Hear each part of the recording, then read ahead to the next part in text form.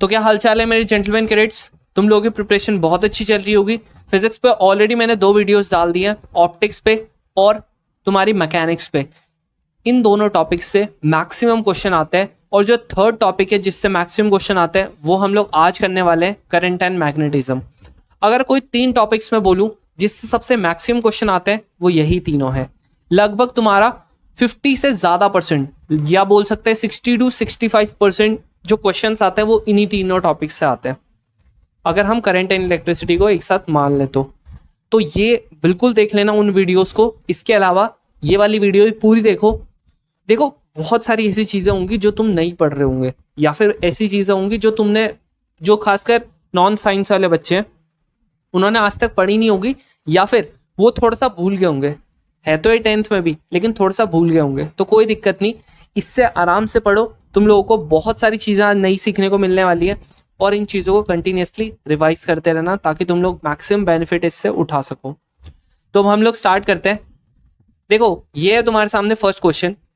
The cost of energy to operate an industrial refrigerator that consume 5 kilowatt. अगर तुमने मेरी previous video देखी होगी, वहां पर मैंने बताया था किलोवाट किसकी यूनिट है, पावर की।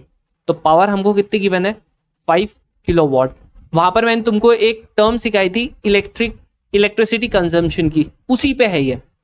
वर्क एंड एनर्जी में ही पढ़ा था हम लोगों ने, या बोल सकते हैं मैकेनिक्स में ही पढ़ा था, और यही चीज इसमें भी आ जाती है। कैसे, पावर इक्वल्स टू 5 किलोवाट। अब ये बोलता है कि 10 घंटे, मतलब टाइम क्या है इसका, बोलता है 10 घंटे हर दिन, और कितने दिन तक, 30 दिन तक, 30 दिन तक। तो टोटल टाइम कितना हो गया, 300 आवर्स हो गया। तो ये बोलता है, अगर हमको क्या गिवन है कि गिवन दैट चार्ज पर kilowatt hour of the energy ₹4 है, तो हमारा बिल कितने का बनेगा। मतलब इसने बोला एक रेफ्रिजरेटर है जिसकी जो कितना पावर कंज्यूम करता है भाई, 5 किलोवाट पावर कंज्यूम करता है। अब किलोवाट का ऑलरेडी मतलब हो जाता है कि हर घंटे इतनी पावर कंज्यूम करता है। ठीक है, हमको टाइम हमेशा आवर्स में ही निकालने होंगे, और ये बोलता है कि हर किलोवाट आवर का जो चार्ज है ना वो कितना है, ₹4 है। तो ये बताओ कितनी एनर्जी वो कंज्यूम करेगा। हमको पता है work is a form of energy, और वर्क हमको पता है पावर इक्वल्स टू क्या होता है, वर्क अपॉन टाइम होता है। तो वर्क क्या हो गया, पावर इंटू टाइम हो गया। पावर क्या हो गया, 5 किलोवाट आवर। तो किलोवाट आवर को ऐसे नहीं वॉट में कर देना कन्वर्ट, नहीं, किलोवाट आवर में ही रहने देते हैं हम लोग। इंटू ये होगा तुम्हारा 300। तो यहां पर से कितना आ जाएगा, 1500 किलोवाट आवर हो जाएगा। ठीक है, अब हमको पता है किलोवाट आवर क्या गिवन है हमको, कि ₹4 का हर 1 किलोवाट आवर है।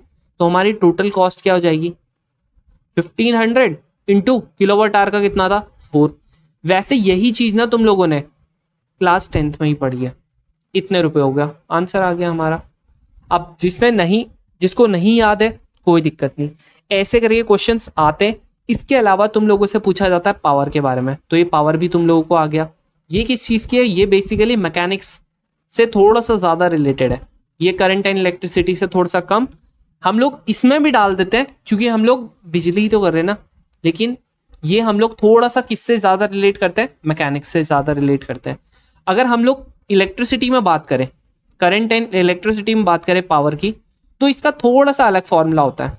तुम लोगों को पता होगा, ऐसे करके हमारा एक सर्किट बनता है, ये हमारा कुछ रेजिस्टेंस होता है, यहाँ पर हमारी वोल्टेज बैटरी होती है, इस पे V वोल्ट है, यहाँ से करंट आ ही जाता है। तो इससे रिलेटेड अगर तुम लोग इलेक्ट्रिसिटी में पावर की करोगे बात, इलेक्ट्रिसिटी में अगर तुम पावर की करोगे बात, ये होता है तुम्हारा V इंटू आई। ठीक है, वो अभी हम लोग आगे बढ़ने वाले हैं ये सब चीज, तो टेंशन मत लो इसकी। ठीक है, अब ये वाले मैं थोड़ी देर में बताऊंगा। ये देखो, अब ये वाला क्वेश्चन है, यहां पर ये बोल रहा है एक इलेक्ट्रिक बल्ब है। ये पता है कौन सा वाले इलेक्ट्रिक बल्ब की बात कर रहा है, जो पीला वाला होता था ना। केमिस्ट्री में तुम लोगों को एक बार कौन सा फोटो इलेक्ट्रिक वाला बता रहा था, इलेक्ट्रिक बल्ब, या कोई ऐसी करके था, फोटो सेल ऐसी कुछ था। उसके फिलामेंट किससे बनता था, वो तुम लोग वो वाली वीडियो में देख लेना। मैंने वहां पर गलती से तुमको टंगस्टन बता दिया था, लेकिन टंगस्टन इसका होता है, और बाद में मैंने वो करेक्ट कर दिया था नेक्स्ट वीडियो में, तो केमिस्ट्री की भी वीडियोस देख लेना क्योंकि वो भी बहुत ज़्यादा इंपॉर्टेंट है। केमिस्ट्री के 15 क्वेश्चन आते हैं। 15 क्वेश्चन का मतलब कितने मार्क्स? लगभग 60 मार्क्स। तो 60 मार्क्स कम नहीं होते हैं। 60 मार्क्स इससे, फिजिक्स से 100 मार्क्स, तो लगभग 160 मार्क्स इसी से हो गए। अगर तुम लोगों ने 140 के अराउंड इंग्लिश में कर दिए तो तुम्हारे 300 मार्क्स इसी में बन जाएंगे। अगर तुमने मैथ्स की सिर्फ कट ऑफ भी क्लियर कर दी उसके बाद, तो ये लगभग तुम्हारे 375 इस आ जाएंगे और तुम्हारी कट ऑफ क्लियर हो जाएगी। ठीक है, अब 140 नहीं आते इसमें, इंग्लिश में 100 आते हैं, तो इसके बाद तुम लोगों को थोड़ा सा कहां पर एफर्ट लगाना पड़ेगा? ज्योग्राफी में। और ज्योग्राफी की भी ऑलरेडी मैंने वीडियोस बना रखी है। अगर तुमने वो ज्योग्राफी की पढ़ ली, वैसे यहाँ पर 160 तो नहीं आएंगे ऑल अराउंड, लेकिन अगर तुम्हारे टोटल जीएटी में जो 100 क्वेश्चन होते हैं, मतलब 400 मार्क्स मिला के भी अगर तुम्हारे कितने आगे 200 के अराउंड आगे, तो तुम्हारा आराम से क्लियर हो जाएगा। ठीक है, तो आराम से पढ़ो, जितनी मैंने वीडियोस बना रखी है उन सारी वीडियोस को देखो क्योंकि वो बहुत ज्यादा इंपॉर्टेंट है। ठीक है, भले कभी कभी क्या होता है कि हम लोगों को जब नई चीजें पढ़ते हैं समझ नहीं आती है या फिर कम चीजें समझ आती है, कोई दिक्कत नहीं, चीजें रिवाइज करो तब जाके आएंगी तुम लोगों को। नेक्स्ट क्या है, ये देखो, ये तो one of the favourite question है। तुम लोगों ने बचपन से पढ़ा हो भाई, रेजिस्टेंस जो होता है उसको हम लोग ऐड कैसे करते हैं? दो तरीके से होता है रेजिस्टेंस ऐड। एक होता है ये वाली फॉर्म में, ऐसे करके, ठीक है, जैसे ये हो गया R1 और ये हो गया R2। और दूसरा होता है ऐसे करके,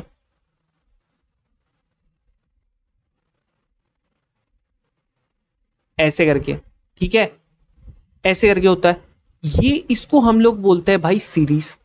क्या बोलते हैं इसको? हम सीरीज बोलते हैं। और इसको हम लोग बोलते हैं पैरेलल। इसको बोलते हैं हम लोग सीरीज, इसको बोलते हैं हम लोग पैरेलल। ठीक है, अब सीरीज और पैरेलल बोलते हैं, ठीक है, मैंने मान लिया। जॉइन कैसे करते हैं इसका? हम लोग टोटल रेजिस्टेंस कैसे करके निकालेंगे? जो बहुत सारे साइंस वाले होंगे वो बोल रहे होंगे भैया सिंपल तो है, resistance equals to R1 plus R2, direct add कर देते हैं। सपोज अगर यहां पर 5 था और इसका 10 था तो क्या हो जाएगा? 5 प्लस 10 15 आ गया।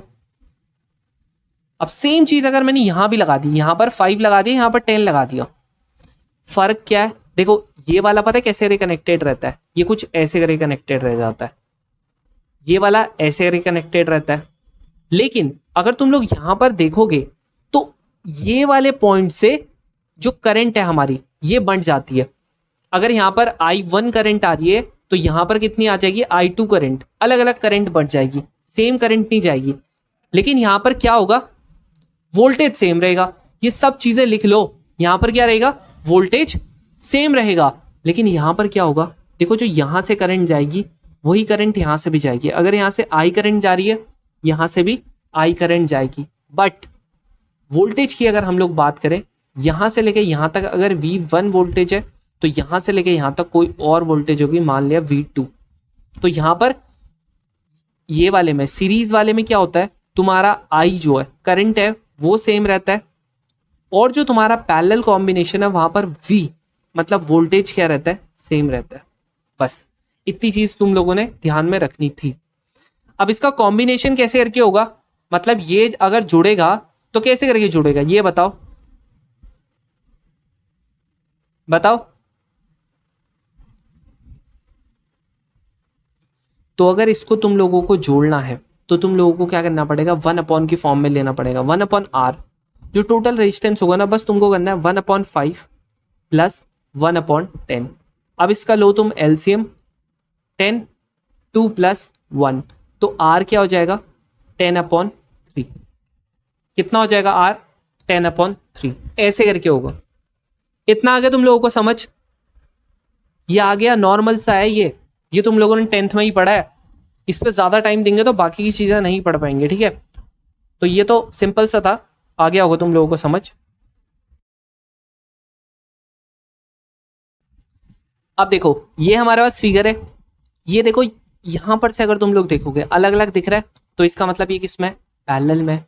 इसका टोटल रेजिस्टेंस क्या हो जाएगा? 1/R डैश मान लेते हैं क्योंकि यहां पर ऑलरेडी R है। 1/R plus 1/R। तुम लोग बोलोगे भैया इसको कैसे करें सॉल्व?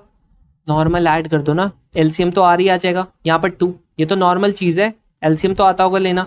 R/2 आ गया, ये रेजिस्टेंस आ गया। इसने क्या बोला, दो इक्वल रेजिस्टेंस है हमारे पास, कनेक्टेड है पैरेलल में, खुद ही बता दिया इसने पैरेलल में, हमें पता है पैरेलल में ऐसे करते हैं। मतलब इसमें क्या होगा, I डिफरेंट होगा, V क्या होगा, सेम होगा। V क्या होगा पैरेलल में, सेम होगा, ठीक है।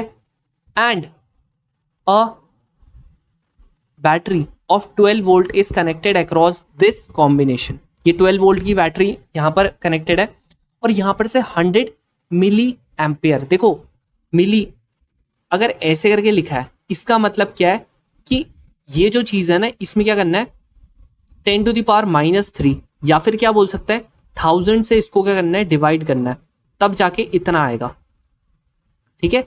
ये ऐसे करके कटेगा तो मतलब 1/10 एम्पियर है। अगर सपोज करो ऐसे करके लिखा होता तो इसका मतलब होता कि 100/1000 इंटू 1000 दो बार, या फिर क्या बोल सकते हैं ये इंटू 10⁻⁻6। तो ये होता है माइक्रो, ये होता है माइक्रो 10⁻⁻6, ये होता है मिली 10⁻⁻3। एक और चीज आती है, वो आती है तुम्हारी, कभी अगर ऐसे करके लिखा होगा नैनोमीटर, NM, ये लिख लो, एक बार आ गया था, ठीक है, इसीलिए बता रहा हूं, यूनिट्स एंड मेजरमेंट में एक कभी कभी आ जाता है। इसका मतलब है 100 इंटू 10⁻⁹ मीटर। इसका मतलब है नैनो का मतलब क्या है, 10⁻⁹। और एक आता है एंगस्ट्रॉम, ऐसे करके, ये क्या होता है 10⁻10 -10, ठीक है। एंगस्ट्रॉम का मतलब एंगस्ट्रॉम का मतलब क्या होता है 10⁻⁻10। एक होता है तुम्हारा पिको, ये क्या होता है, ये होता है 10⁻, चलो ये वाला वैसे तो आता नहीं है, लेकिन हाँ 10⁻⁻12 होता है। क्या होता है 10⁻⁻12, ठीक है। और इसके अलावा अब जब ऊपर की तरफ को जाएंगे, प्लस में जाएंगे, तो क्या होता है, एक होता है किलो, एक होता है किलो, किलोमीटर मतलब 10⁻³ मीटर। इसके अलावा अगर ऐसे करके लिखा है मेगा मीटर, इसका मतलब 10⁻6 मीटर। 100 तो आएगा ही, 10⁻, बाकी 6 मीटर, बस इतना ही पूछते हैं। और ये बहुत इंपॉर्टेंट है, तुम लोगों को ध्यान में रखना है। एक होता है डेसी मीटर। 1 डेसीमीटर का मतलब है कि इसका क्या मतलब हुआ, 1 डेसीमीटर 1/, या बोल सकते हैं सिंपल अगर हम बोले 10 सेंटीमीटर। सेंटीमीटर क्या होता है ये तो पता है नहीं यार, इसे थोड़ा ना बताऊंगा मैं। 10⁻⁻2 मीटर, ये तो पता है ना। और अगर डेसीमीटर की बात करें 10⁻⁻1 मीटर। ये सब चीजें तुम लोगों को पता होनी चाहिए, बेसिक चीजें हैं ये सब चीजें। बस तुम लोगों ने यहां पर जो पढ़ी है उसे रिवाइज करो बस। बहुत सारे क्वेश्चंस आने वाले हैं इनमें से, क्योंकि यही लगभग चीजें हमेशा ही पूछी जाती हैं। ये आ गया। अब देखो यहां पर हमको रेजिस्टेंस पता लग गया। इसने क्या बोला कि ये बताओ रेजिस्टेंस क्या होगा इसका, मतलब आर की वैल्यू क्या होगी। हमको पता है रेजिस्टेंस ही है। अब अगर तुम लोगों ने बचपन से एक फॉर्मूला तो तुम लोगों ने जरूर पढ़ा होगा, जिसको हम लोग बोलते हैं ओम्स लॉ। ओम्स लॉ क्या बोलता है, V = IR, ये बोलता है। लेकिन अगर हम यहां पर देखें तो आर की वैल्यू क्या है, R डैश की वैल्यू क्या है, R/2, यही है। V की वैल्यू क्या है 12, I की वैल्यू क्या है 10⁻। अगर मैं यहां पर करना चाहूं I की वैल्यू, ये 10⁻³ एम्पेयर, या फिर बोल सकते हैं 10⁻⁻1 एम्पेयर, क्योंकि ये क्या था 10⁻2 लिख सकता हूं ना, आ जाएगा। तो क्या हो जाएगा, तो क्या हो जाएगा, करंट की वैल्यू क्या आ गई है 1/10 आ गई है, इंटू R/2। तो ये क्या हो जाएगा, R = 240 ओम। आंसर। सेम ऐसी क्वेश्चन एक और था, यहां पर ये रहा।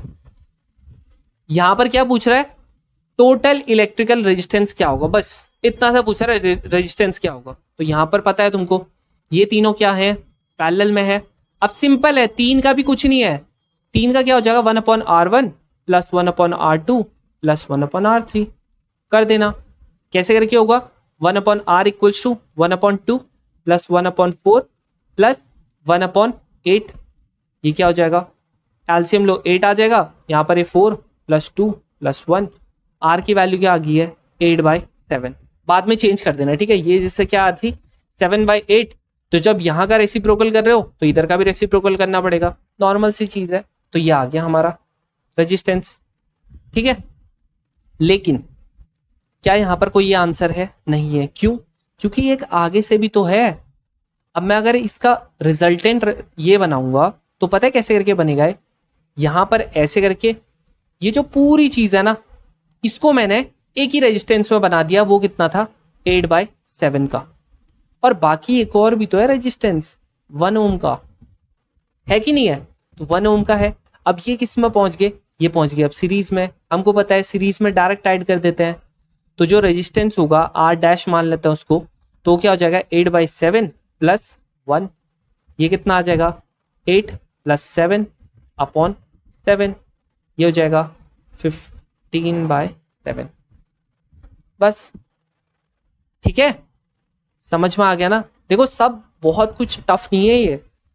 अगर ध्यान से पढ़ोगे तो लगभग यही क्वेश्चन आते हैं, लगभग यही क्वेश्चन आते हैं, हमेशा यही क्वेश्चन रिपीट करते हैं, ठीक है, यही क्वेश्चन रिपीट करते हैं। अब देखो एक मैंने तुम लोगों को अभी अभी क्या बताया था भाई, जो पावर होती है करंट एंड इलेक्ट्रिसिटी में वो क्या होती है V इंटू आई होती है। क्या होती है? V इंटू आई होती है। और अभी हमने ओम्स लॉ में पढ़ा V equals to I into R भी होता है। ये पढ़ा, ये हमने पावर का पढ़ा, ये हमने ओम्स लॉ पढ़ा। अगर मैं V की वैल्यू यहां पर पुट कर दूं तो पावर का एक और फॉर्मूला बन जाएगा। क्या बन जाएगा? आई इंटू आर, और यहां पर एक और आई था तो क्या हो जाएगा आई स्क्वायर इंटू आर। ये हमारा पावर का एक और फॉर्मूला हो गया। दूसरी बार मैं क्या करता हूं, ये जो आई है, आई कैसे लिख सकता हूं? V/R लिख सकता हूं। आर को इधर भेज दिया। अब आई की वैल्यू करूंगा इस बार में पुट, तो P की वैल्यू क्या हो जाएगी V/R। क्या हो जाएगा V स्क्वायर R। ये हो गया। ये एक और फॉर्मूला आ गया पावर का। अब यहां पर ये वाला जो क्वेश्चन है इसमें क्या बोला है, which one of the following formula does not represent electric power. Electric power मैंने बताया, इलेक्ट्रिक पावर क्या होती है? ये होती है, होती है। तो ये बताओ कि कौन सा रिप्रेजेंट नहीं करता इलेक्ट्रिक पावर को? ये वाला। क्या ये किसी में आया है? क्या ये किसी में आया है? बिल्कुल आया है, ये रहा। तो ये तो नहीं हो सकता। क्या ये वाला किसी में आया है? बिल्कुल आया है, ये रहा। क्या ये वाला आया है? ये भी आया है। क्या ये आया है? नहीं, ये नहीं आया, इसीलिए आंसर ये रहा, ठीक है। सब चीजें कनेक्टेड है, एक एक चीज सीखोगे तो दूसरी चीज सीखोगे तो तीसरी चीज। अब अभी अभी हमने पढ़ा फिलामेंट किससे बनता है, कौन से बल्ब का, वहां पर ये चीज ध्यान से रखना, ठीक है, ये चीज ध्यान में रखना। तो ये टंगस्टन से बनता है, जो नॉर्मल पीला वाला बल्ब होता है, ठीक है। अब यहां पर इसने बोला है a current of 1.0 ampere. Current को हम लोग आई से करते हैं डिनोट, तो ये क्या हो जाएगा 1 एम्पियर हमको करंट दे रखा है। 1.0 एम्पियर का मतलब 1 ampere drawn by a filament of an electric bulb, ठीक है। इलेक्ट्रिक बल्ब से हम लोग ड्रॉ कर रहे हैं, मतलब कुछ ऐसा।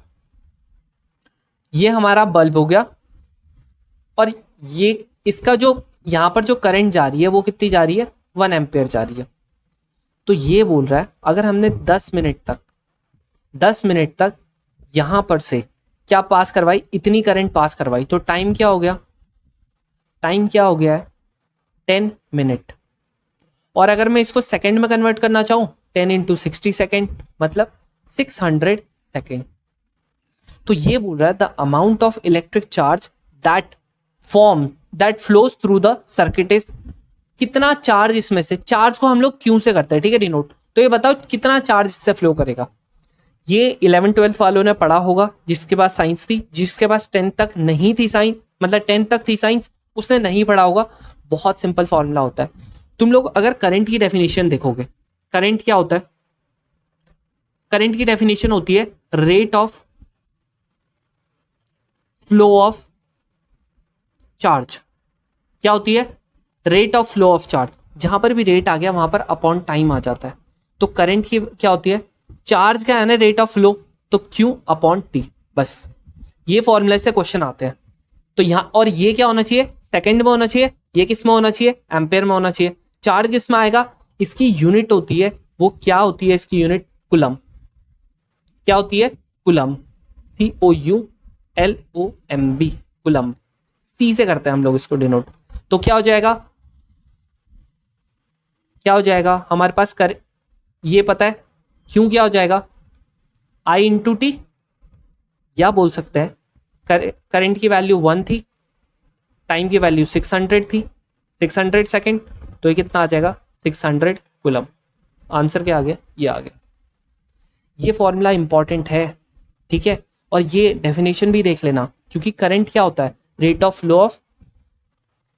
Flow of charges. और कौन सा चार्ज, बेसिकली इलेक्ट्रॉन।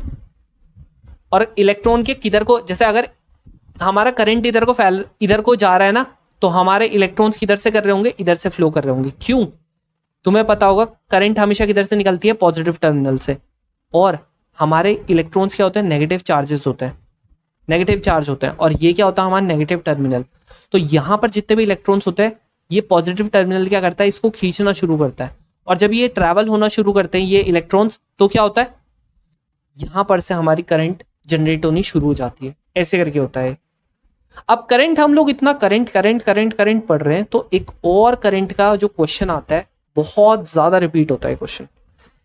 कैसे करके होता है क्वेश्चन, ये होता है तुम्हारा भाई जो करंट है, या चलो ये हम लोग बाकी उसमें पढ़ेंगे, अभी हम लोग रेजिस्टेंस का देखते हैं। जो रेजिस्टेंस होता है, हम लोगों को ये पता है कि रेजिस्टेंस को V अपॉन I लिख सकते हैं। तुम लोग बोलोगे भैया कैसे, अरे V इक्वल्स टू I, यार अभी ओम्स लॉ पढ़ा ना, बस I को तो नीचे भेजा, बस ये पढ़ लिया ना हम लोगों ने। अब ये बताओ, क्या तुम लोगों ने आज तक कभी रेजिस्टेंस का कोई और फॉर्मूला ही पढ़ा है? याद आ रहा है किसी को? हाँ, R equals to rho L upon A, ये पढ़ा है ना, पढ़ा है, ये तो पढ़ा ही होगा। तो इसका मतलब क्या है, जैसे हमारे पास एक वायर है, पता है क्या है इसका मतलब, वायर है, ये क्या होता है, R जो होता है डायरेक्टली प्रोपोर्शनल टू L होता है। मतलब जितनी लंबी लेंथ होगी उतना ज्यादा रेजिस्टेंस होगा। मतलब क्या हुआ, अगर मैंने यहां पर वायर को आधा कर दिया, सपोज करते हैं L लेंथ की थी वायर, अगर मैंने वायर को आधा कर दिया, मेरा रेजिस्टेंस भी आधा हो जाएगा। सिंपल सा मतलब, अगर मैंने वायर को आधा कर दिया, मेरा रेजिस्टेंस भी आधा हो जाएगा। अगर मैंने वायर को 1/4 कर दिया, तो मेरा रेजिस्टेंस भी 1/4 हो जाएगा, ठीक है। और जो आपका रेजिस्टेंस होता है वो इनवर्सली प्रोपोर्शनल टू एरिया होता है। मतलब पहले अगर मेरा जो एरिया था, पहले अगर जो यहां पर एरिया था वो अगर A था, वो क्या था, A था। बाद में मैंने क्या किया, मैंने यहां पर जो एरिया था ना, उसको मैंने डबल कर दिया। क्या कर दिया, डबल कर दिया, 2A कर दिया। तो मेरा रेजिस्टेंस क्या हो जाएगा, अब मैंने अभी लेंथ बराबर ही है, मान के चलो अभी लेंथ बराबर ही है, यहां पर लेंथ क्या है, बराबर ही है, L लेंथ है, लेकिन एरिया क्या हो चुका है, 2A हो चुका है। तो क्या होगा, मेरा रेजिस्टेंस मेरा एरिया डबल करने पे मेरा रेजिस्टेंस आधा हो जाएगा। यहां पर मेरा लेंथ आधा करने पे रेजिस्टेंस आधा और था। अगर मैंने सपोज करो लेंथ मैंने क्या कर दी, अगर मैंने लेंथ यहां पर 2 गुना बढ़ा दी, 2L कर दी, तो मेरा क्या हो रहा, रेजिस्टेंस मेरा 2 गुना हो जाएगा। लेकिन अगर मैंने एरिया 2 गुना कर दिया, रेजिस्टेंस मेरा आधा हो जाएगा। अगर मैंने एरिया 1/4 एरिया क्या कर दिया, आधा कर दिया, मेरा रेजिस्टेंस 2 टाइम्स हो जाएगा। तो ऐसे करके चलता है, ठीक है। ये चीज बहुत इंपॉर्टेंट है, इसको ध्यान में रखना। अब देखो क्वेश्चन कैसे करके, इस पे अब देखो ये वाला क्वेश्चन कैसे करके, एक मेटलिक वायर है जिसका रेजिस्टेंस 20 ओम है, ऐसे करके एक मेटलिक वायर है, इसका रेजिस्टेंस कितना है, 20 ओम है। ठीक है 20 ओम है। ये बोल रहा है इसको हमने कट कर दिया। क्या कर दिया? इसको हमने कट कर दिया। कहाँ कितने में कट किया? 2 इक्वल हाफ्स में, मतलब ये करंट बीच से। अगर ये पहले L था तो अब कितना हो गया? L/2 हो गया दोनों। क्या हो गया? L/2 और L/2 हो गया। ठीक है, ये दोनों के दोनों कितने हो गए? L/2 हो गए। इसने बोला है फिर उसके बाद ये जो पार्ट्स है ना, ये दोनों के दोनों, these parts are connected in parallel, मतलब इनको पैरेलल कॉम्बिनेशन में फिर जोड़ दिया मैंने। क्या कर दिया? पैरेलल कॉम्बिनेशन में जोड़ दिया। तो ये बताओ रेजिस्टेंस क्या होगा? बताओ। मुझे पता है, अभी यही मैंने बताया तुमको। Resistance directly proportional to L, inversely proportional to A। अगर मेरा डायरेक्टली वाला आधा हो गया, अगर मेरा L आधा हो गया तो मेरा खुद ही रेजिस्टेंस भी आधा हो जाएगा। पहले कितना था इसका? पहले पूरा 20 ओम था। अब लेंथ, और लेंथ मेरी L थी। अब अगर मेरी लेंथ आधी हो गई है तो मेरा रेजिस्टेंस भी आधा हो जाएगा। पहले 10 था ना, 20 था ना, अब 20/2 हो जाएगा। यहाँ पर भी 20/2 मतलब 10। और ये पैरेलल में है तो मैंने बताया तुमको, पैरेलल मतलब 1/10 प्लस 1/10। एलसीएम लोगे 10/2 कटेगा 5 आ जाएगा, 1/5। आर कितना आ गया? 5 आ गया आंसर। बस इतना सिंपल था। और अगर ये बोलता एरिया अगर मैंने आधा कर दिया, अगर ये बोलता एरिया मैंने आधा कर दिया तो क्या होता? मेरा रेजिस्टेंस ट्वाइस हो जाता। क्या हो जाता? मेरा रेजिस्टेंस ट्वाइस हो जाता। ठीक है, अब देखो एक ऐसी क्वेश्चन आया था एक बार, कैसे करके। अच्छा, एक क्वेश्चन बताने से पहले, तुम लोगों ने घर में वायर देखी है ऐसे करके? 3 प्लग वाला वो देखा है, स्विच देखा है? ऐसे करके होता है। तो ये बताओ कौन कौन सी वायर होती है? यहां पर 3 तरीके की वायर देखते हो तुम। एक देखते हो तुम लोग रेड वायर, एक देखते हो तुम लोग ग्रीन वायर, और एक देखते हो तुम लोग ब्लैक वायर। देखते हो? कभी तुम लोगों ने 3 वायर देखी है वो जो उसके अंदर होती है? कौन कौन सी वायर होती है? देखो, जो रेड वायर होती है ना, जो रेड वायर होती है उसको हम लोग बोलते हैं लाइव वायर। क्या बोलते हैं? Live wire. इसी से हमारी करंट जाती है, जितनी भी करंट जाती है ना वो इसी से जाती है। ब्लैक वाली को हम लोग बोलते हैं न्यूट्रल वायर, इससे हमारी करंट वापस आती है।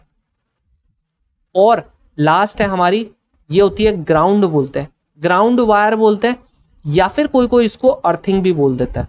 क्यों? क्योंकि जब ना बहुत ज्यादा करंट हो जाती है तो हमारा क्या होता है? फ्यूज होने का खतरा होता है। जब हमारा क्या होता है? जब बहुत ज्यादा करंट आती है तो वहां पर हमारा शॉर्ट सर्किट होने का खतरा होता है। शॉर्ट सर्किट का बेसिकली मतलब क्या है? तुम लोग पढ़ते होंगे भाई, शॉर्ट सर्किट हो गया। क्या हुआ वहां पर? शॉर्ट सर्किट में क्या हुआ बेसिकली? शॉर्ट सर्किट में क्या होता है? शॉर्ट सर्किट में तुम्हारी करंट एकदम से बहुत ज्यादा बढ़ जाती है। क्यों बढ़ती है? क्योंकि हमारा रेजिस्टेंस बहुत कम हो जाता है, या बोल सकते हैं ऑलमोस्ट 0 के बराबर हो जाता है। तो हमारी बहुत ज्यादा करंट आती है जिसकी वजह से हमारे इलेक्ट्रिकल डिवाइसेस खराब हो जाते हैं। तो एक टर्म होती है शॉर्ट सर्किट। ठीक है, इसका अगर तुम लोग एक क्वेश्चन देखोगे तो इसका एक क्वेश्चन एक बार आ गया था कि भाई शॉर्ट सर्किट बताओ क्या होता है। शॉर्ट सर्किट में क्या होता है भाई? करंट हमारी एकदम से बढ़ जाती है। क्या 0 होती है? नहीं होती है। क्या कांस्टेंट रहती है? नहीं रहती है। इंक्रीज सब्सटैंशियली, बिल्कुल सही, इंक्रीज कर जाती है एकदम से। दूसरा टर्म होता है एक ओपन सर्किट। ओपन सर्किट क्या होता है तुम लोगों का? ओपन सर्किट होता है जब आपका वोल्टेज 0 हो जाता है और आपका करंट भी 0 हो जाता है, क्योंकि हम पढ़ते हैं V = I/R। अगर हमारा ये 0 तो ये तो ऑटोमेटिकली 0। क्यों? क्योंकि हमारा रेजिस्टेंस, हम लोग मानते हैं कि कुछ ना कुछ है। रेजिस्टेंस एक तरीके का कांस्टेंट है। ठीक है, अब मैंने तुम लोगों को जो फॉर्मूला बताया था, और हाँ, फ्यूज मैंने बोला कभी कभी क्या होता है कि फ्यूज भी हो जाती है फिर चीजें। तो अगर हम लोगों को क्या करना है? अवॉइड करना है कि हमारी चीजें खराब ना हो, हमारा शॉर्ट सर्किट ना हो, तो हम लोग क्या करते हैं? एक फ्यूज लगाते हैं। अब अगर एकदम से करंट बहुत ज्यादा बढ़ रही है तो मैं क्या चाहूंगा? कि मेरी करंट आती रहे या मेरी करंट रुक जाए? ऑफ कोर्स चाहूंगा मेरी करंट रुक जाए, ताकि मेरी बाकी की चीजें खराब ना हो। अब मेरा फ्रिज यहाँ पर लग रखा है, मैंने यहाँ पर फ्यूज लगा रखा है, तो मैं क्या चाहूंगा? ये फ्यूज भले उड़ जाए मेरा, लेकिन फ्रिज ना उड़े। क्या हो जाए? कि भले यहाँ पर मैंने जो फ्यूज लगा रखा है ये उड़ जाए कोई दिक्कत नहीं, लेकिन मेरा फ्रीज ना उड़े, क्योंकि मेरा फ्यूज कितने का आएगा, 200 का आएगा मैक्सिमम, ठीक है। और ये फ्रीज कितने का आएगा भाई, 20,000 का आएगा। तो 200 का तो मैं अफोर्ड कर सकता हूँ ना, तो इसीलिए मैं क्या करूंगा कि अपना फ्यूज में क्या करूंगा, फ्यूज मेरा कंडक्टिंग हो और उसका लो मेल्टिंग पॉइंट हो, फ्यूज मेरा कंडक्टिंग हो, हाई मेल्टिंग पॉइंट हो, इंडक्टर हो, हाई मेल्टिंग पॉइंट हो, इंडक्टर हो, लो मेल्टिंग पॉइंट हो। बताओ क्या करूंगा, कैसा लगाऊंगा मैं फ्यूज? मैं चाहूंगा जल्दी से गल जाए, जल्दी से गल जाए मतलब उसका लो मेल्टिंग पॉइंट होना चाहिए। इसका मतलब ये वाला और ये वाला तो ना हो, ये तो नहीं हो सकता। और अगर मेरा इंडक्टर हुआ तो यहां पर से मेरा कैसे करके बिजली आगे जाएगी, जाएगी क्या आगे? नहीं जाएगी। तो मेरा क्या होगा, कंडक्टिंग भी होना चाहिए लेकिन लो मेल्टिंग पॉइंट होना चाहिए। क्या होना चाहिए? लो मेल्टिंग पॉइंट होना चाहिए, ठीक है। कैसा होना चाहिए? Low melting point. समझ में आया? ये आ गया ना तुम लोगों को समझ? अब देखो हम लोग एक क्वेश्चन देख लेते हैं जो आया था, उसमें लिखा था एक कॉपर वायर है, एक कॉपर वायर है हमारे पास ऐसे करके, जिसका जो रेजिस्टेंस है, जिसका जो रेडियस है वो कितना है? आर है। रेडियस की कर रहा हूं बात, आर छोटा आर मतलब रेडियस। लेंथ क्या है इसकी? एल है। ये बोलता है अगर मान लेते हैं कि इसका जो रेजिस्टेंस है वो आर है, क्या मान लिया? इसका अगर रेजिस्टेंस आर है और हमने एक दूसरी कॉपर वायर ली, क्या करी? दूसरी हमने फिर से कॉपर वायर ली। कॉपर का फॉर्मूला क्या होता है? Cu। फिर से हमने एक कॉपर वायर ली जिसका क्या था, जिसका जो ये था रेडियस था वो कितना था? वो था हमारा 2r। रेडियस कितना था? 2r था। और जो इसकी लेंथ थी वो कितनी थी? L/2 थी। तो ये बताओ किसका रेजिस्टेंस ज्यादा होगा, या बोल सकते हैं ये वाले का रेजिस्टेंस कितना होगा? R' मान लिया मैंने, मतलब सिंपल सी बात है, इसके 4 ऑप्शन दिए थे। क्या था? एक था R, B ऑप्शन था 2R, C ऑप्शन था हमारा R/4 और D ऑप्शन था हमारा R/8। ये था। अब बताओ, समझ नहीं आया फिर से बता दो। ये कॉपर वायर है हमारी, इसका रेजिस्टेंस R है, लेंथ इसकी L है, ये रेडियस इसका R है। दूसरी वायर है हमारे पास जिसकी लेंथ L/2 है, रेजिस्टेंस इसका रेडियस क्या है? 2R है। तो ये बताओ इसका रेजिस्टेंस क्या होगा? तो देखो सिंपल है, क्या होगा इसका रेजिस्टेंस? अगर मैं ये वाले का बोलूं, अभी ये मैंने तुम लोगों को फॉर्मूला बताया, R equals to row L/A, ये बताया। तो इसने क्या बोला? लेंथ क्या है इसकी? L है। एरिया क्या है? एरिया बताया क्या? नहीं बताया। गधो बताया है। ये क्या है हमारा? सर्कुलर टाइप का है ना, सर्कल का एरिया क्या होता है? πr² होता है, πr²। तो इसका क्या हो जाएगा? πr²। ये हमारा इसका रेडियस, ये रेजिस्टेंस आ गया। ये वाले का रेजिस्टेंस अगर मैं निकालना चाहूंगा, क्या है? रो तो सेम ही रहेगा। देखो कॉपर वायर इसने क्यों मेंशन किया दोनों बार? क्योंकि देखो रेजिस्टेंस एक वायर के लिए सेम होता है, मतलब कॉपर की है तो दोनों के लिए रो सेम रहेगा। लेकिन अगर एक एल्यूमिनियम और एक कॉपर की हो जाएगी तो दोनों का रो जो है वो डिफरेंट रहेगा, सेम नहीं रहेगा, ठीक है, सेम नहीं रहेगा। तो अगर हमारे पास 2 कॉपर वायर है, उसकी ये क्या है हमारे पास? इसको हम लोग बोलते हैं रजिस्टिविटी। एक बार क्वेश्चन आ गया था, रजिस्टिविटी बोलते हैं, या फिर इसको हम लोग बोल देते हैं स्पेसिफिक रेजिस्टेंस। क्या बोल देते हैं? Specific resistance. अगर 2 सेम मटेरियल से वायर बनी है तो उनका resistance and specific resistance same होगा। ये चीज को ध्यान में रखना। ये एक बार क्वेश्चन आ गया था, सीडीएस का क्वेश्चन आया था, लेकिन हाँ तुम लोगों को भी ध्यान में रखना है, शायद तुमसे भी पूछ ले। लिख लो, जितनी भी चीजें मैं एक्स्ट्रा बता रहा हूं सब चीज लिख लो। यहां पर हमारा लेंथ क्या है? L/2 और इसका एरिया क्या है? पाई 2r का स्क्वायर। 2r का स्क्वायर का मतलब रो L/2 पाई। इसको क्या लिखूंगा? इसका स्क्वायर करूंगा तो 4r का स्क्वायर। तो r' क्या हो गया? रो L/पाई r²। और यहां पर क्या बच गया? 2 × 4 1/8। ये पूरा हमारा क्या बना दिया इसने? देखो सेम आर बना दिया, तो आर डैश की वैल्यू क्या होगी, आर अपॉन 8। आंसर क्या था हमारा, डी था।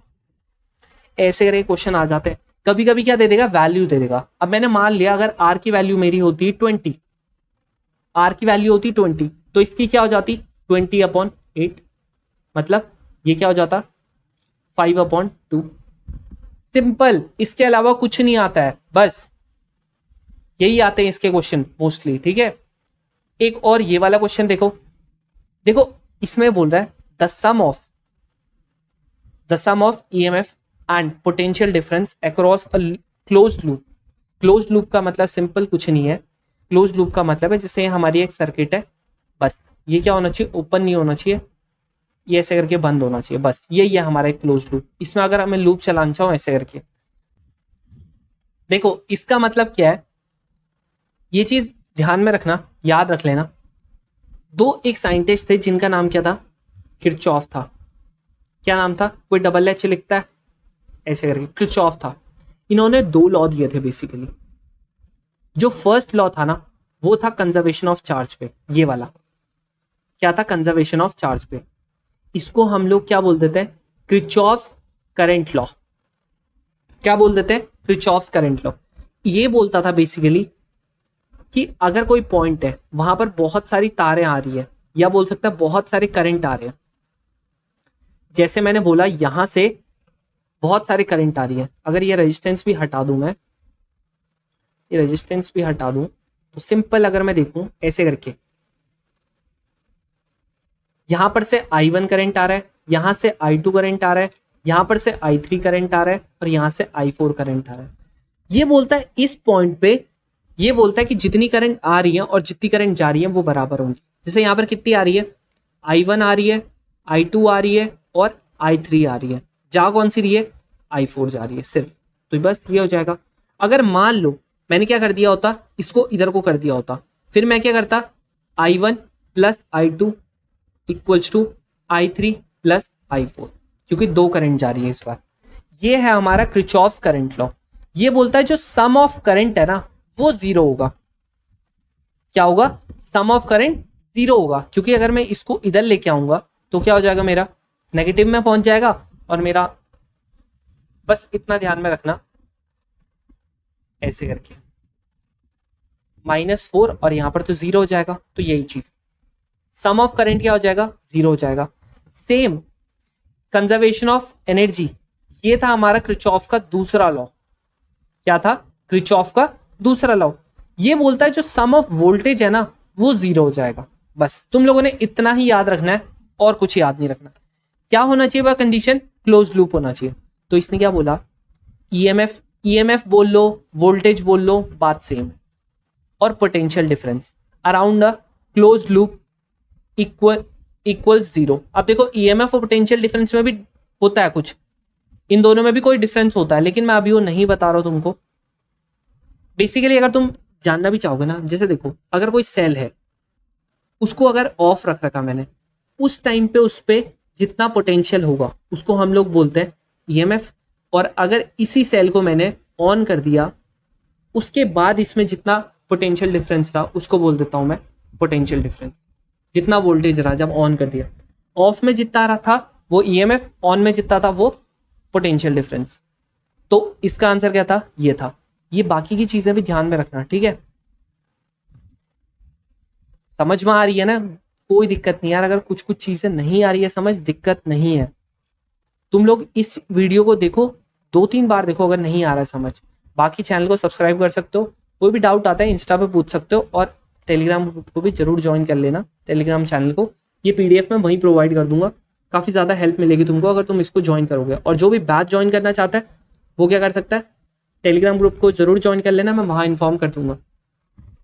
नेक्स्ट क्या है, which one of the following statement regarding Ohm's law is not correct. कौन सा नहीं है करेक्ट। देखो हम लोग पढ़ते हैं ओम्स लॉ का ग्राफ देखा होगा तुमने ऐसे करके, V directly proportional to I, ऐसे करके पढ़ते हैं। तो ओम्स लॉ एजम्पशन है सिंपल।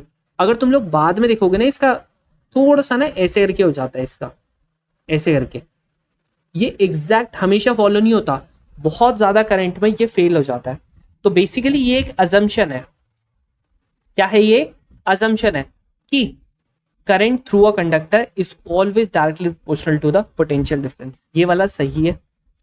सेकंड है, जो कंडक्टिंग डिवाइसेस होते हैं ये ओबे करते हैं ओम्स लॉ को। बिल्कुल ठीक है। कब?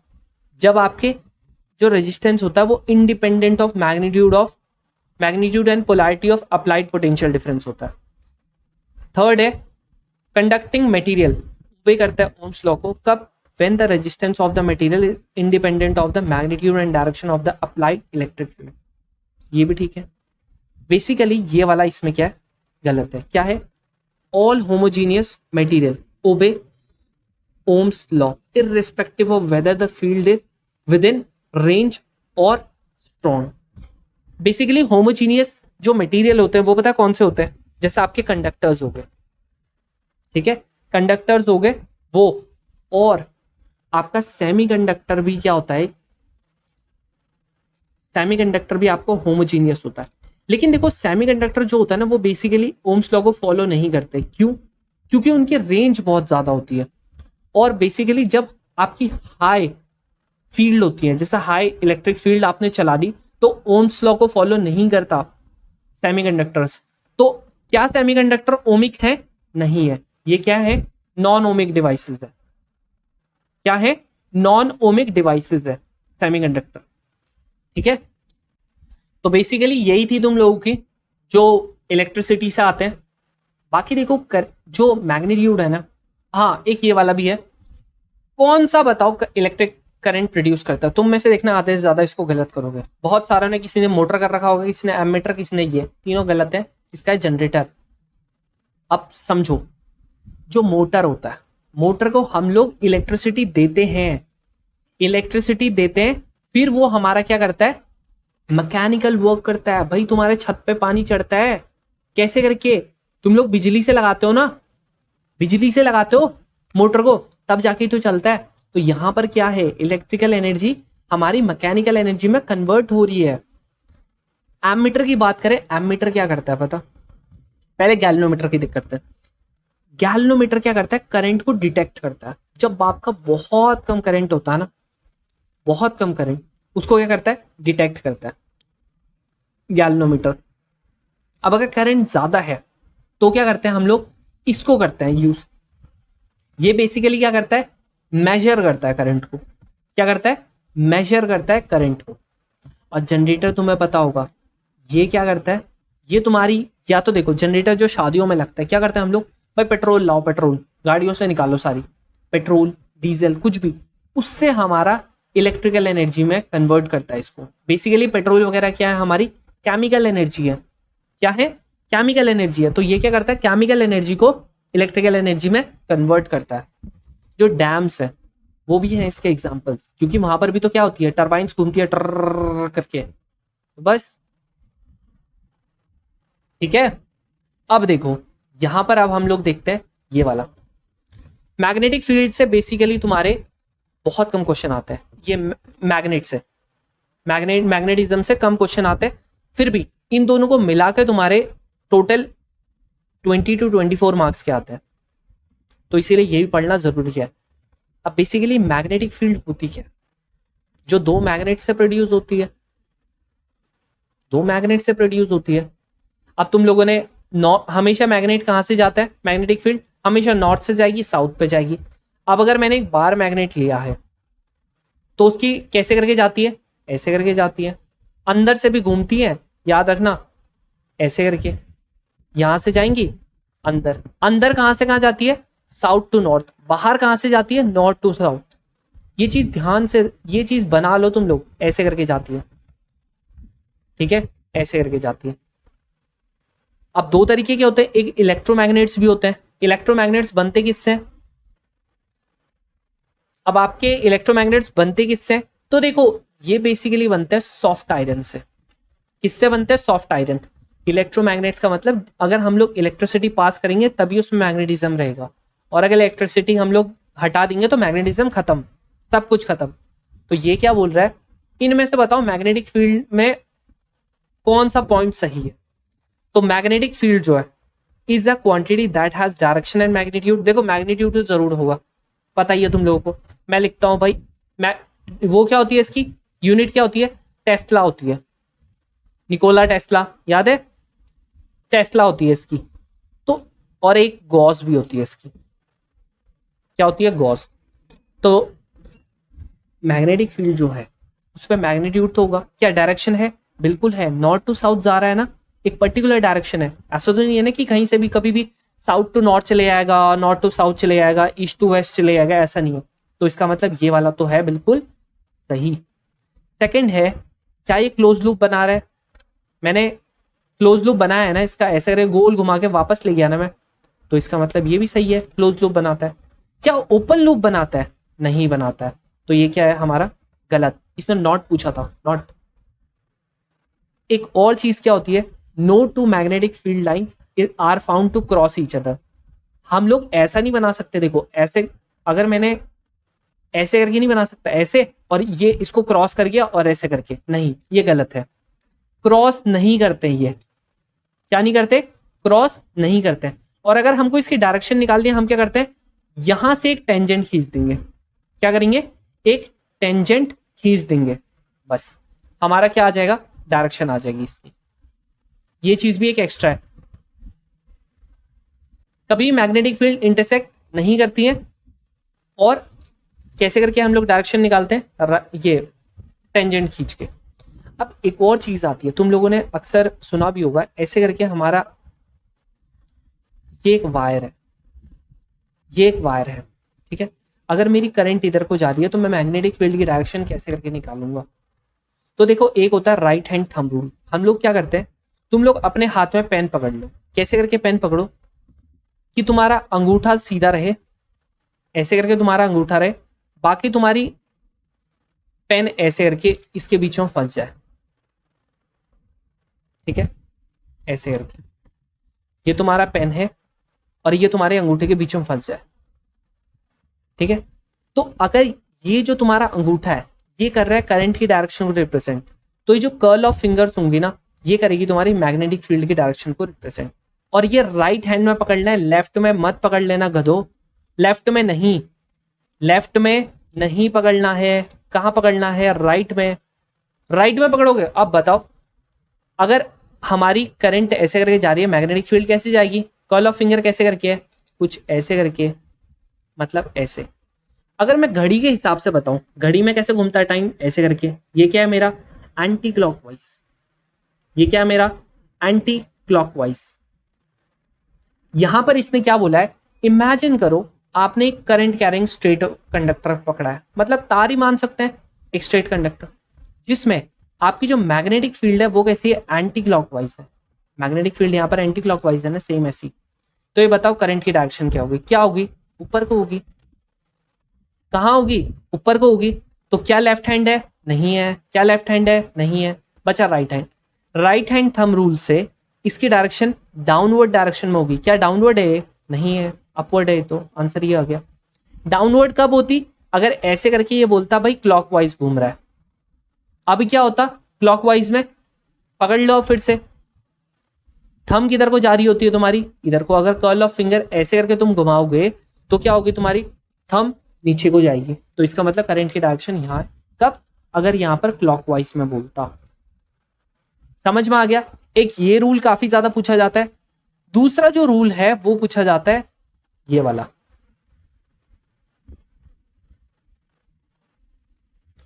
ये यहां पर ये क्या बोल रहा है, बोल रहा है ये मैग्नेटिक फील्ड है हमारी, ठीक है, ये हमारी मैग्नेटिक फील्ड है, बोल रहा है ये हमारी मैग्नेटिक फील्ड है। यहां पर हमने एक प्रोटॉन चलवा दिया, क्या चलवा दिया, प्रोटॉन चलवा दिया, मतलब पॉजिटिव चार्ज है, पॉजिटिव चार्ज है। तो अब ये बताओ, अब proton enters into a magnetic field at right angle, right angle पे, तो ये बताओ डायरेक्शन ऑफ फोर्स क्या होगी, डायरेक्शन ऑफ फोर्स क्या होगी। ये वाला हम लोग अगर देखो, यहां पर प्रोटॉन है, प्रोटॉन क्या होता है, हमारा एक चार्ज होता है। अगर हमारा कोई भी चार्ज, चार्ज की कर रहा हूं बात, चार्ज अगर हमारा किसमें चल रहा है, मैग्नेटिक फील्ड में चल रहा है, तो हमारा लगता है कौन सा रूल, फ्लेमिंग का left hand rule, Fleming left hand rule. अब फ्लेमिंग लेफ्ट हैंड रूल पता है क्या बोलता है? कहता है भाई तुम अपनी थंब को ऐसे रे करो, अपनी फोर फिंगर को ऐसे रे करो और अपनी मिडिल फिंगर को कुछ ऐसे रे करो। समझ में आ रहा है? ये तुम्हारा थंब है, ये आगे है, मतलब तीनों के तीनों परपेंडिकुलर है एक दूसरे के, 90 डिग्री पे है तीनों के तीनों। और ये बाकी के जो दो उंगलियां होंगी तुम्हारी ऐसे करके, ठीक है। ये तुम्हारा क्या है? फोर फिंगर है। अब इसकी डेफिनेशन तुम लोग खुद लिख सकते हो। ये फोर फिंगर है, ये मिडिल फिंगर है और ये तुम्हारा क्या है? थंब है। तो यहां पर अगर हम लोग देखें, ये होता है हमारा फादर, ये होता है हमारा फादर, ये होता है मदर और ये होता है चाइल्ड। मतलब ये होता है हमारा फोर्स, ये हमारा होता है मैग्नेटिक फील्ड और ये होता है हमारा करंट। कब होता है? जब ये हमारा क्या हो, ये हमारा क्या हो? चार्ज हो। पहली चीज चार्ज हो, दूसरी चीज पॉजिटिव चार्ज हो। नेगेटिव के लिए अलग होगा, अभी बताऊंगा नेगेटिव के लिए कैसा होता है। तो यहां पर से हमने अगर इस फील्ड में हमारी ये वाली डायरेक्शन लगाई, लगाओ, ऊपर को कर लो अपनी उंगली ऐसे पैटर्न में पकड़ो अपनी फिंगर, ऊपर को कर लो अपनी उंगली, मैग्नेटिक फील्ड कैसे करके इधर को कर दी, तो मतलब हमारी क्या होगी? ऐसे करके हम लोगों ने ऊपर को लगाई ये वाली उंगली, ये वाली उंगली ऐसे करके लगाई, तो हमारी थंब ऑब्वियस सी बात है किधर को जाएगा? नीचे को ही पॉइंट आउट होगा। किधर को पॉइंट आउट होगा? नीचे को ही होगा पॉइंट आउट। किधर के नीचे को? ये अंदर को, अंदर को, ठीक है, अंदर को होगा। नीचे मतलब ये जो अंदर, अब 3D में बना नहीं सकता, ऐसे करके कुछ अंदर को, इस पेपर के अंदर घुसा दो या लैपटॉप के अंदर, फोन के अंदर, ऐसे करके। तो यहां पर ये बोल रहा है कि फोर्स की डायरेक्शन कैसी होगी? Into the paper. किधर होगी? इनटू द पेपर होगी। अब एक और चीज, अगर यहां पर सपोज करते हैं हमारा क्या होता, सपोज करते हैं यहां पर हमारा होता यहां पर इलेक्ट्रॉन, क्या होता? ये था प्रोटॉन, हमारा होता इलेक्ट्रॉन। अब क्या होती? अब जस्ट ऑपोजिट होती। तुम लोगों ने ऐसी करके डायरेक्शन निकालनी थी, लेकिन जो तुम्हारी मैग्नेटिक फील्ड की डायरेक्शन अभी भी अंदर को ही जा रही होगी, लेफ्ट हैंड से ही निकालो, अभी भी अंदर को ही जा रही है, लेकिन तुम लोग इनटू द पेपर नहीं लिखोगे। अगर इलेक्ट्रॉन का केस हुआ, क्या लिखोगे? Just opposite direction. क्या होती है? Out of the paper. क्या लिखते हो तुम लोग? Out of the paper. कब? अगर तुम्हारी इलेक्ट्रॉन का केस होता तो। समझ में आ रहा है? नॉर्मल केस में, प्रोटॉन के केस में इनटू द पेपर बिल्कुल सही है, लेफ्ट हैंड रूल बिल्कुल ठीक है। इलेक्ट्रॉन के केस में जस्ट उसका ऑपोजिट लिखोगे, आउट ऑफ द पेपर। ठीक है, तो ये था यार तुम्हारी वीडियो। ठीक है, बहुत सारी चीजें तुम लोगों ने नई सीखी होंगी, जो मोस्टली क्वेश्चंस रिपीट होता है, मैंने वो वाले क्वेश्चंस करवाए हैं। अब यहां पर ये देखो, ये तुम सोलेनॉइड का, यार सोलेनॉइड का देखोगे तुम लोग, बताओ सोलेनॉइड फिर थोड़ा सा टफ पड़ जाएगा तुम लोगों को, सोलेनॉइड थोड़ा सा टफ पड़ जाएगा। सोलेनॉइड बेसिकली पता है क्या होता है? तुम लोगों ने ऐसे करके एक मैग्नेट लिया, ऐसे करके एक आयरन पीस लिया, उस पर ऐसे करके तुम लोगों ने तार को घुमा दिया, तार को घुमा दिया। सपोज करो इस पे क्या है? n नंबर ऑफ टर्न्स है। क्या है इस पे? n नंबर ऑफ टर्न्स है, या क्या बोल सकते हैं, n नंबर ऑफ टर्न्स है, और इसकी लेंथ l है, इसकी लेंथ l है। तो number of turns per unit length क्या हो जाएगा? ये number of turns per unit length ये हो जाएगा। और इसका जो मैग्नेटिक फील्ड का फॉर्मूला होता है ना, वो होता है म्यू नॉट n, इसका होता है I, और यहां पर होता है म्यू नॉट n या capital N upon L I। ये मतलब ये करंट के डायरेक्टली प्रोपोर्शनल होता है, नंबर ऑफ टर्न्स के डायरेक्टली प्रोपोर्शनल होता है, और L लेंथ के क्या होता है? इनवर्सली प्रोपोर्शनल होता है। ये जो सोलेनॉइड है ना, ये आपका बेसिकली ना एक बार मैग्नेट की तरह काम करता है। किसकी तरह काम करता है? एक बार मैग्नेट की तरह। ठीक है, तो ये बोलता है the magnetic field strength in a solenoid depends upon the number of turns per unit length in the solenoid. क्या करता है? डिपेंड, बिल्कुल करता है। अगर आपका number of turns per unit length ज्यादा होगा तो आपकी मैग्नेटिक फील्ड ज्यादा होगी, अगर आपका number of turns per unit length कम होगा तो आपका ये भी कम होगा। सिंपल सा रिलेशन है। नेक्स्ट क्या है यहां पर? तो 1 वाला तो होगा ही होगा, मतलब ये वाला कैंसिल हो गया। सेकंड है the magnetic field strength in a solenoid depends upon the current flowing through the solenoid. क्या करंट पे कर रहा है डिपेंड? बिल्कुल कर रहा है। करंट ज्यादा, डायरेक्टली प्रोपोर्शनल है इसके भी, तो मतलब 2 वाला भी होगा ही होगा, 2 वाला भी होगा ही होगा, तो ये वाला भी कट गया।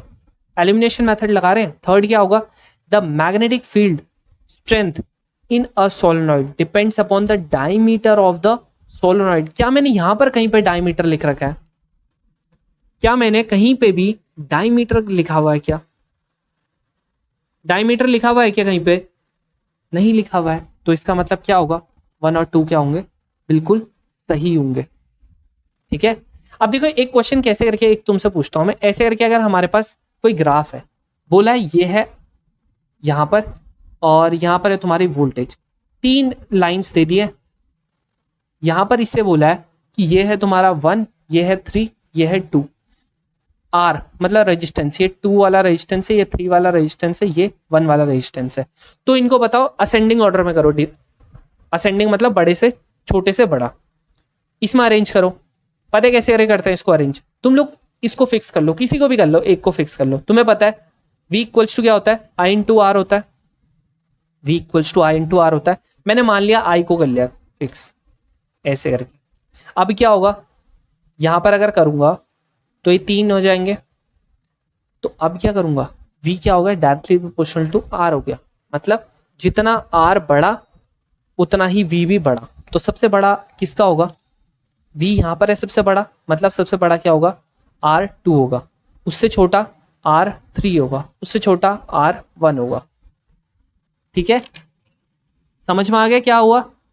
सबसे बड़ा R2 होगा। ये तीनों आगे ना समझ, बस ऐसी करके तुम्हारे मोस्टली क्वेश्चंस आते हैं। तो उम्मीद करता हूँ तुम लोगों को अच्छा लगा होगा ये सब चीज, और पढ़ने के बाद ये सब चीजें रिवाइज जरूर करना और बाकी की वीडियोस भी जरूर देख लेना। कोई भी डाउट आता है इंस्टा पे पूछ सकते हो। अगर तुमको ये PDF चाहिए, टेलीग्राम चैनल को ज्वाइन कर सकते हो और चैनल को सब्सक्राइब कर सकते हो। अब हम लोग मिलते हैं नेक्स्ट वीडियो में।